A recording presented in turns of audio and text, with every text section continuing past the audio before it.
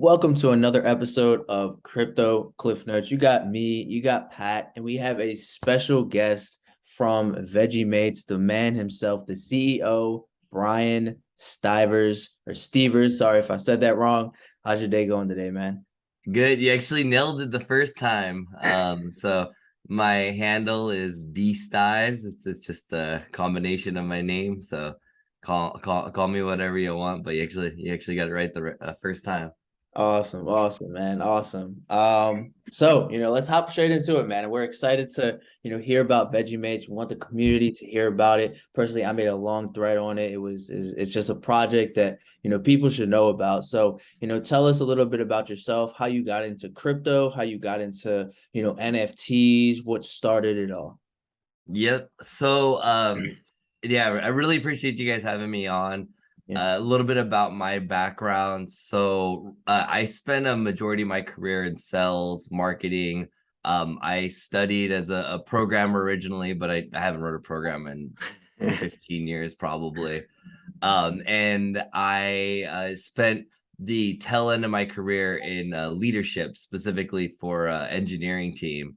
And it's really been a big passion of mine. I've always wanted to have my own company, and ultimately, a big part of the reason I chose the career path I did is because you have this platform as a leader where you can positively impact other people.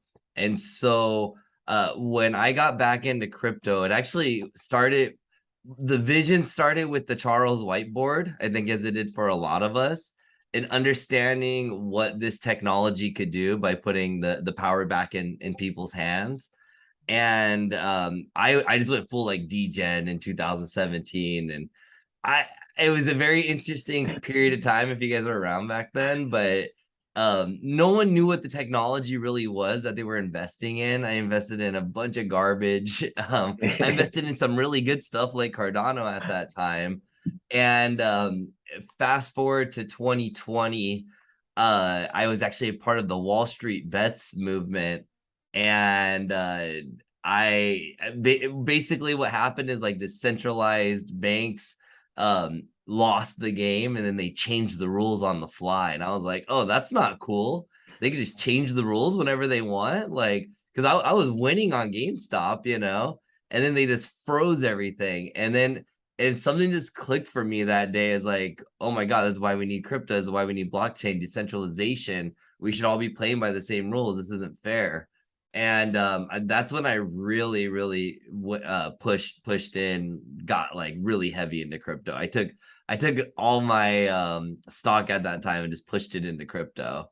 And then right around September 2021, I believe, is when smart contracts came out on Cardano.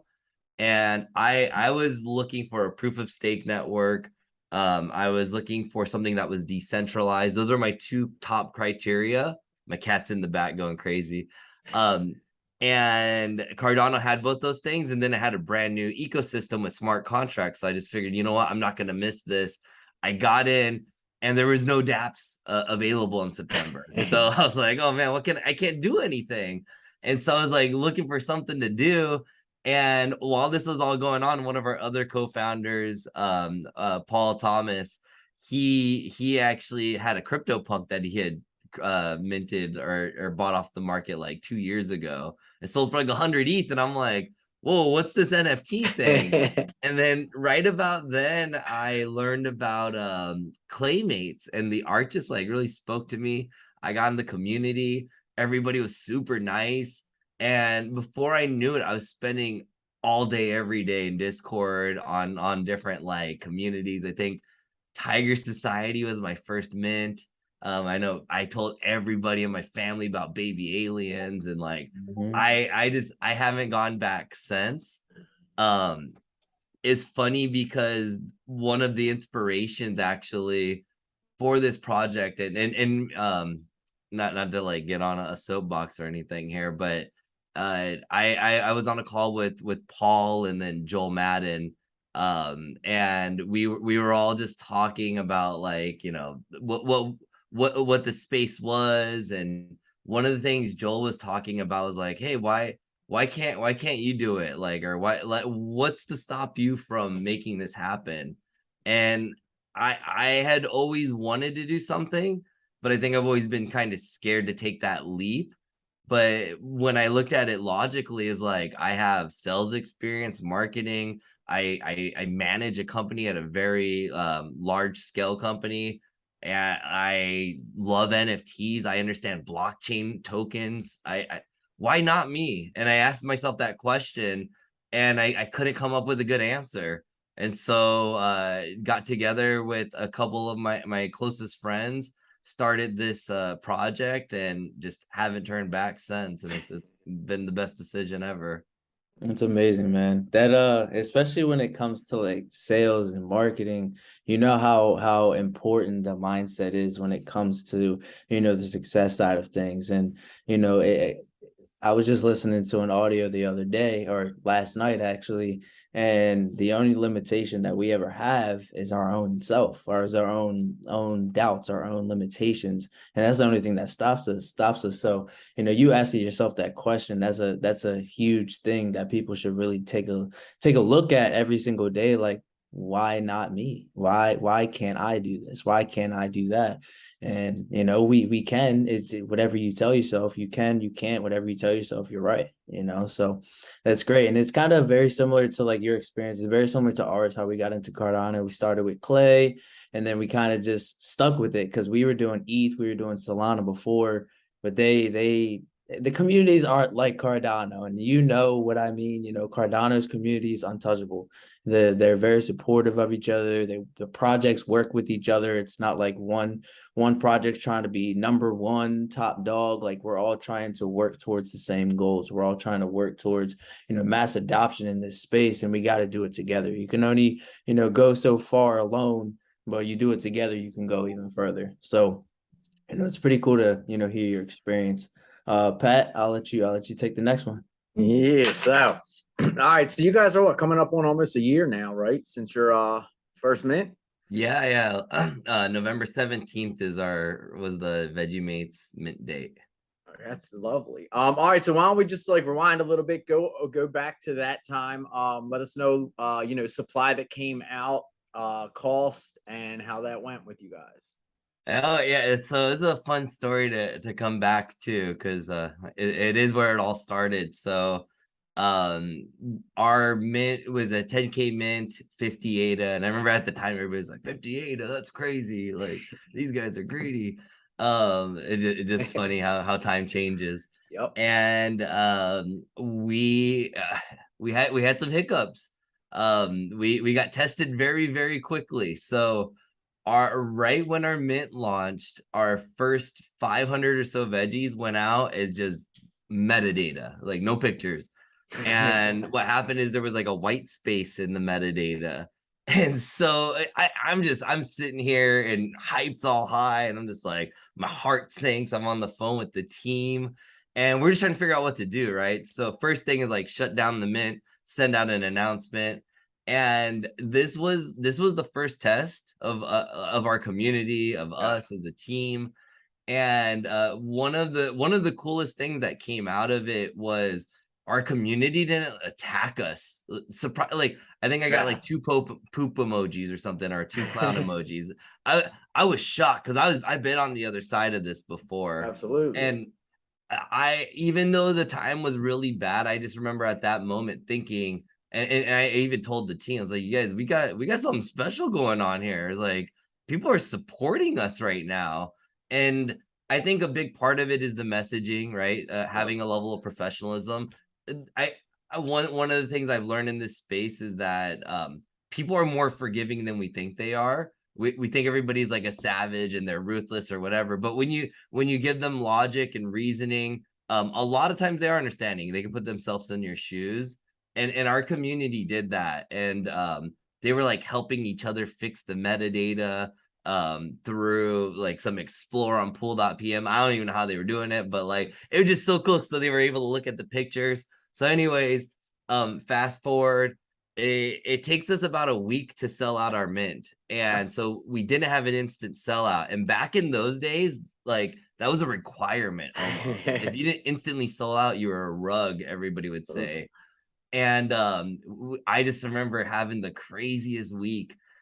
We just did giveaways and like people come in and like I bought a bunch myself. Like it just we just went crazy in there, and it really solidified this community that we have today. And a lot of those people that were around back then are still around. But yeah, we started off on not the ideal platform or in the idea situation, but I think one of the nice things about anything bad that happens in your life is a lot of times it's a blessing in disguise. It's something that fortifies relationships. Typically it's like when you go through a bad time with somebody else in your life, that's when you really form that bond. And we've had a lot of those moments, for better or for worse, and I think it's really why we have such a strong community. No doubt. Yeah, that's an important thing. And like, but that's also, it's good that you're sharing that part of it, because, you know what I mean, a lot of times you'll hear the projects, oh, we sold out in 5 minutes, this and that. This is also letting other creators, other projects know that like there are going to be bumps in the road. There is no doubt about it. And like you said, I'm normally first thing when something like that happens, you hear rug, you know what I mean? But yeah, you guys were up front and you had a good community. Like I said, that's a big thing. The community, we stress that so much. And then the fact of you being there, letting them know, look, we got a little mistake. We got to push this back for a minute. That's much better than all of a sudden you guys freezing, not responding to questions. Like that's what the communities want. And that's when we need, well, at least I know I personally feel a lot more comfortable investing in the projects where even when it's going downhill, you know what I mean? You're still not afraid to show your face, anything like that. And like you said, it ended up being like a blessing in disguise. And now you guys are like, you're doing great. yeah. We had to make a decision real quick. Like, do we open up the chat again? And we decided, yeah, we got to take our lumps, and I thought people were going to be ruthless, but people were actually very reasonable during that time. So that's awesome. It's nice to see. Yeah. It's really cool to see, a team like you guys push through that, because a lot of people, when they hit that roadblock, they hit that wall in the road, they stop, they completely stop, they sell the project, or they run away, and then it becomes a rug, even though that wasn't their intention to make the project a rug. They kind of made it a rug because they hit that obstacle, and you guys kept pushing through it, even though it took you guys a week to sell out, at 50 ADA. Now look at you guys, you're sitting, 150, 200, 250 ADA floors right now. So it's like you guys pushing through that made you guys where you are today, so that is pretty cool. Now, next question would be more so into both. There's two collections, correct? There's Junkies, and then there's Veggies was the first, and then Junkies. So could you go into, I guess, the storyline behind that? What all started the war? Why is there two sides? What side is supposedly the more valued side? Kind of get into that for us real quick. Yeah. So it is a war. The story is it's the year 3022. No humans are left. It's just vegetables and junk food. And the veggies need to eat the junkies to live. The junkies need to eat the veggies to live. And it's a fight for survival. And so it just was too good to not make, right? Especially once we came up with the name Junkies, we're like, oh man, we got gold. And in terms of which one's better, we actually have something going on. There's going to be a war, and we could talk a little bit more about this, but we have something called the franchise pass, where the veggies eat the junkies, or the junkies eat the veggies. And so the community is actually going to ultimately decide who wins. So we created the two sets as like them versus that. We don't think about it like a season 1, season 2 in our head, so we're treating them equal. The veggies did come first. However, what is really cool about our story is like it's just this natural rivalry between healthy and not healthy. But we also, at the center point of this, there's this substance called greens. And so the veggies live underground, like they're kind of being oppressed, right? Underground vegetables. And when they take this green substance, it like grows out of the ground, it gives them power, and they consume it in very natural ways. They like drink it in tea, they eat it, they might smoke it or whatever. But the junkies, they live above ground, they're like futuristic. They take the greens and they distill it down, they inject it, they take it in pill form, they take like the 100x potency version of it. So that's why the junkies are so powerful, because they're all juiced up on greens. And so part of the story that we have is the some of the veggies, they decide, you know what, we're gonna start taking greens the junkies way, and they become the vigilantes. And so there's this whole hero arc of the vigilantes versus the crumb lords and the crumb syndicate. And so we're really building out this world. But what's cool about the greens, it's like the center point of the story. It's also the token of our ecosystem. So we're finding out how to like take all our NFTs and our tokens, intertwine them with the story, and ultimately we're building an entertainment company. So the whole point of this is to have fun with it, to build a world out, to have characters that people can relate to, and ultimately just, you know, make somebody's day better by watching a funny little short clip or playing a game, or just doing something that makes them smile. Like that's really the goal of our company. There you It's go. awesome, man. And entertainment's a huge industry as well. So I think that's pretty cool. You guys are intertwining the NFTs and the story and the token all together with the storyline. That's really neat. And that's honestly what piqued my interest. I was like, yo, they're doing something different. Like a lot of these NFTs, they kind of just have, some of them have storylines, really cool storylines, but many of them kind of just like an NFT with a utility. And it's like, okay, what's the storyline? What's the backline behind all this? And how does it connect later down the road? So, you guys are kind of paving the way for, how this project is going to go. Now, I know you noticed, or you notified us about the entertainment company. Is this something that's already established? Has it been created? And what are your, future plans with that within the NFT project as well? Yeah, absolutely. So right now, in terms of like our public exposure, what people know us as, Veggie Mates is the brand. So we think about Veggie Mates kind of like our Mickey Mouse. It's our coming out IP. But as a team, we think about ourselves as a company. So our company's name is Virtually Made, and it has the same initials as Veggie Mates, VM. So it's kind of a nod to our original. But that's really where everything we do has to fold into Virtually Made. So Virtually Made, we're thinking about more as like Disney, and then Veggie Mates is more Mickey Mouse. And as far as what we're building right now, our number one focus, it is Veggie Mates versus Junkies, because this is our first forte into the space. We want to make sure that like we live up to our promises, we do what we say we're going to do, we build a reputation, because that's what's important, I think, out of anybody in this space. You got to make sure that, hey, these guys are going to do what they say they're going to do. So we're making sure that we keep our eye on the ball there. But what our big picture vision is, and our way to get people mass adopted, is to build this entertainment company, Virtually Made. And so the way that we're going to do that is we actually have a scaling mechanism that we have planned. So right now, when Disney decides to make a new animation, or Universal decides to sign a new artist or whatever, it's kind of their decision on what they want.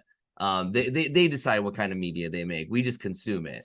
Imagine if you could kind of flip that and have the people vote and say, hey, I want to see a movie about turtles, that or I want to see animated shorts, or I want to hear a musician of this type of music. And if you kind of use this technology, you flip the script, you let people choose their own entertainment. Our slogan is own your entertainment. So what we plan on doing is having the community vote and say, hey, here's the kind of stuff that we want to see. And then our job as an entertainment company is to find and source talent. So if let's go with the turtle example. People want us to build like quick little YouTube animations with turtles, and maybe you could put your NFT in as a part of the animation. So our job is to go build that technology out. But as a company, what we're really doing is we're growing our technology portfolio. So we already have a staking platform, but now we're developing an animation technology where you can put your NFTs in animations. Now we come out with the third IP. Well, our third IP already has a tech stack of animation software, staking platform, and now we use that third IP to build out some other technology, right? And so what we're doing as an entertainment company is we're building these new IPs to help expand our brand. But what we're doing as a company is we're extending our technology portfolio. So every single time we roll out a new project, it comes with this greater suite of tools. So we scale one to many instead of just one to one. And so that's where our vision is. And the way I look at it is our third IP might turn into our Toy Story. That might be our one that just sets us over the top, right? If that's the case, Veggie Mates and Junkies, that's our Mickey Mouse. That's where we started. So the bigger Disney gets, the bigger Mickey Mouse gets. And that's how we're looking at this as a company and where Veggie Mates stands right now. Wow, that's amazing. That's what you guys. That's different. You know, it's pretty cool seeing, you know, where this is going. I mean, we've said it on our channel many times, and we've said it to many people, and when we've done events and we've done calls, and we say it all the time. These NFTs aren't just gonna be NFTs. These aren't just gonna be, you know, a profile picture with some quote unquote utility. It's gonna be a business. You know, these are going to be businesses in the near future, and those are the ones that are going to make it. Because let's be real, you know, in the next 3 to 5 years, majority of these NFT projects aren't going to make it. They're going to disappear. They might have hype right now, but in the next 3 to 5 years, just like cryptocurrency, they're going to disappear. They're not going to be a thing. Why? Because the people behind the ones that are creating these cryptos and NFTs aren't actually, you know, moving forward as a business. They're moving forward as, you know, a short-term investor mindset in a sense, you know. So, you know, you guys are doing well. You guys are doing it right, in my opinion. So, Pat, I'll let you take the next one. Yeah, no, that's business. Like you said, this looks like it's new people coming in think they're buying pictures. The people that know what's up, they're investing into businesses, you know what I mean, in the future.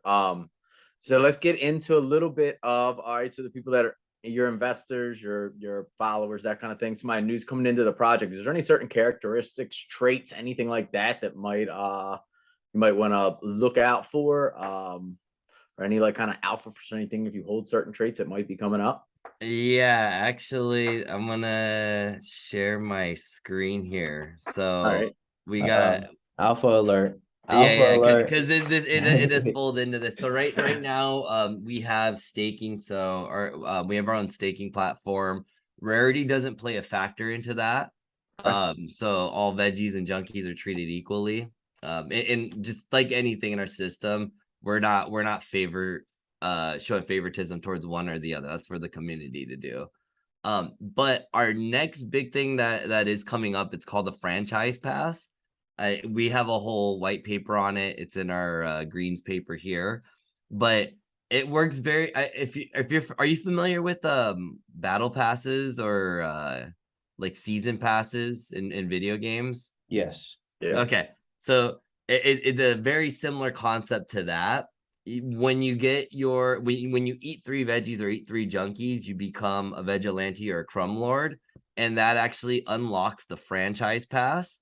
And one of our things is own your entertainment. So really, you end up getting these NFTs, and you build this ecosystem where you could use your NFTs as like your avatar, or like I said, maybe have them be the main character in animation or a comic. Well, part of it is you probably want to own what that person looks like, because some of us might have that one super rare NFT or like our dopest mint that we got, but I don't really like the hat on that thing. It looks kind of funny. Or, you know, the eye, if the eye trait was just laser eyes, this would be the perfect NFT. So you kind of get these situations like that. Well, what we're gonna allow with the franchise pass is metadata augmentations. And the reason we're calling it this, and I mentioned the battle pass, as you interact with our ecosystem, like let's say we release out a comic of Spuds, our first hero, and you collect 10 copies of Spuds. Now you unlock an ecosystem reward, and now you get a new hat trait because you did all those achievements. And so as we built out our ecosystem, we're going to have all these achievement milestones, and those achievement milestones are going to unlock features for you, or traits for you. So it's very similar to a battle pass, and then you'll be able to like customize your character. And then coming back to your question, rarity does play a factor into this. So if you eat the rarer the veggie or junkie you eat, the higher your power level. And the higher your power level is, there's a couple bonuses, but one of the cool ones is the metadata upgrade you do get. So like if you're a lower tier, you can see there's like a little blood drip on the hat here. You get a spinny top for common. Uncommon, you got a little chainsaw there. Wow. Rare, they call that bad bird. Epic, little ninja star in there. And then we got the legendary where he just goes ham and kills things. And we're going to build out these traits. And it, you know, if you've ever played something like Overwatch, I play a lot of Apex, you get to customize your character a little bit. Like that's engaging with the ecosystem.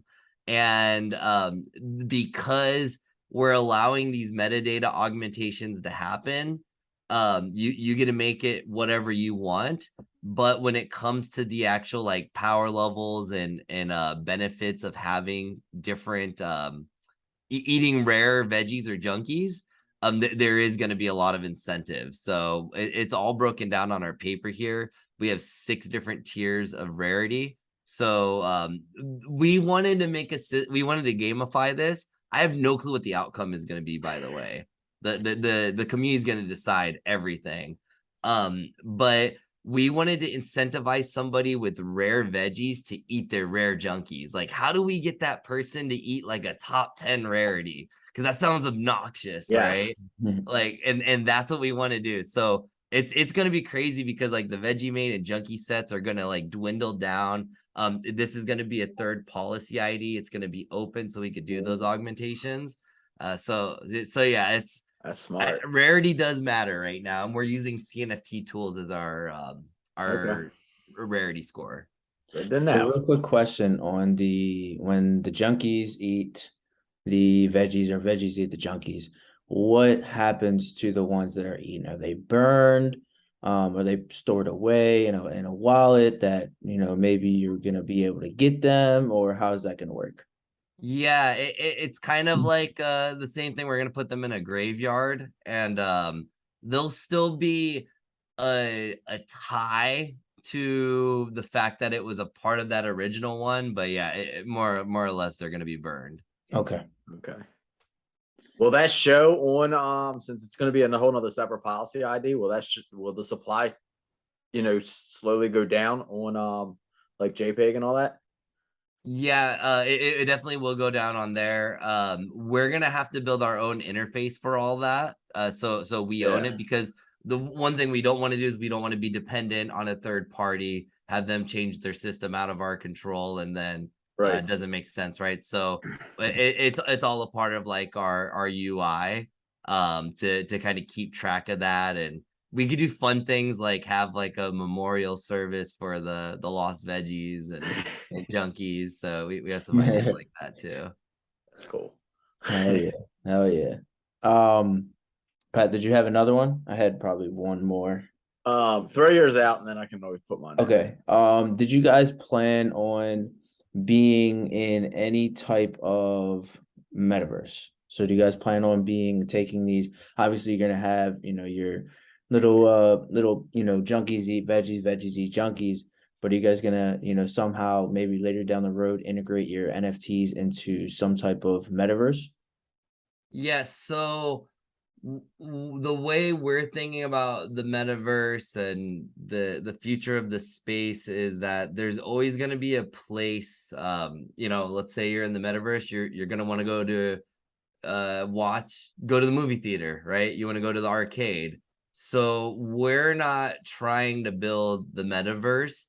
We're trying to build the things you do in the metaverse, right? So right now, and for us, entertainment is the layer that we're focused on because we think it's the most relatable to the Web2 people of the world or the non-crypto people of the world. Right. What we really want to do is generate content that anybody can watch. So that's where our focus is right now. But if it did tie into the metaverse, which honestly, like, it's just not our top priority at this moment, because I personally think the metaverse is very, very far out in terms of how we're thinking about it, right? Yes. And if there's one thing, hopefully you guys took away from this is we're trying to not use the same model as everybody else. We're using a very different script, sometimes to our detriment because we got to explain things from scratch to people. But we really want to innovate the space. And so there's a lot of projects out there doing metaverse. I don't think we need to be another one of those. We're going to stay in our lane, which is entertainment. But if it did tie into the metaverse, it'd be the content in the metaverse. I like that. I like that. Smart move. Yeah, I think that's the smartest thing to do, instead of being in the metaverse, you're creating the content in the metaverse when they go see these movies and the VR goggles next 3 to 5 years. So I like that. I think it's a smart move. You're playing chess. You're not playing checkers. Yeah. Pat, I'll let you take the last one. Yeah, so give me I didn't know, do you guys have any kind of merch you plan on coming out? That way you guys like another revenue stream? Yeah, it's a great question. So we are working on our merch store right now. So our virtually made logo, it's pretty dope. We have like kind of like a Miami Vice type of color. We printed out our shirts to go to CNFT con and just we're like, we got to get this out there. So there'll be a merch store coming out. It's something that we're working on. Honestly, it's one of those things that's so low effort. And after going to CNFT con, I find myself wearing a ton of the merch that I got there. Yep. And I'm going to the gym, I'm walking outside, going to the grocery store, I'm just giving free advertisement to everybody. So I'm like, oh man, yeah, you got, and I feel good rocking it, know, I'm like, I'm spreading the word. So I would love it if I could wear a shirt from an NFT project 7 days a week. And so definitely merch is higher on our priority list now that I've kind of seen the power of it firsthand. Yes. So it's honestly not that hard of a thing to do. So we'll be coming out with something. My guess it would be like in the next month. Yeah, and then the fact that you can just put a simple like QR code on the sleeve or something, and you have all your links and all that, it works very good for advertising. Absolutely, yeah. Actually, I didn't think about it like that. Yeah, usually like, you know what I mean, because people will come out and check it out, and you have random people scanning your shirt and asking. It's worth putting that little QR code. Like, hey, what's Veggies? What's Junkies? Like, what is that? That's interesting. Especially if you, like you said, walking around, get promoted at groceries, just little random spots anywhere. Yeah. Totally. Well, and I will say, like, okay, this is what last thing I'll say about Veggies and Junkies is so in terms of having tough battles, we also didn't take the animal profile picture route, which is the craze right now. Yeah, and honestly, leading with vegetables was a bold choice because there's a certain demographic in this space that doesn't like vegetables typically. and honestly, like, it's one of the biggest things I've heard from people who say, why aren't you in the project? I don't like vegetables. What I do think we have in spades is general relatability. And that's one of the things I realized is, okay, maybe the current people in this space don't like vegetables, but generally speaking, the entire world, it's so easy to understand the Veggie Mates versus Junkies concept. And like, the more I get outside of Web3 and just talk to normal people, the second I explain it to them, it cracks a smile on their face. And I do think when we think about this at a larger scale, it's something that is going to be very relatable to a larger audience. And so even though I think in the current state, we might not be following the, you know, I mean, like right now, obviously everybody's trying to follow the Bored Ape pattern, right? And here we are with like corn and bananas and stuff. But yeah, I do think that is going to end up being one of our strengths, is just how easy it is to understand that concept. Yep. And then just that natural rivalry. So I'm super excited about what's to come with the war, what the outcomes are going to be, and I'm also super excited to show really the personality of our characters, because we're writing up comics. We have characters. We have like their personalities. Like we have a whole backstory on every single one of them. So we're really making sure that it's more than just an NFT, but there's some kind of connection to that character. And we really are world building. So I'm super pumped, if you guys can't tell. And I'm really excited about this franchise pass, because I've never seen anything like it. It is a very innovative concept. It's gonna be fun to see what the community does with it. I have one more thing I wanted to. So, do you guys have any collabs in the work, whether it be NFT projects or other businesses you're trying to bring on board? Yeah, absolutely. So first thing, we establish ourselves as a business. We have a legal team. Like we got to make sure from just a company standpoint that we could work with anybody. But right now our focus is partners within the ecosystem. Okay. We're constantly working, and there's two channels. One would be the greens channel. So tokens are different than NFTs. I mean, I know they're non-fungible tokens, but like our greens tokens, we want them to be usable. Utility is the key to any token. The more places you can actually use it. We were just in like the goats mint.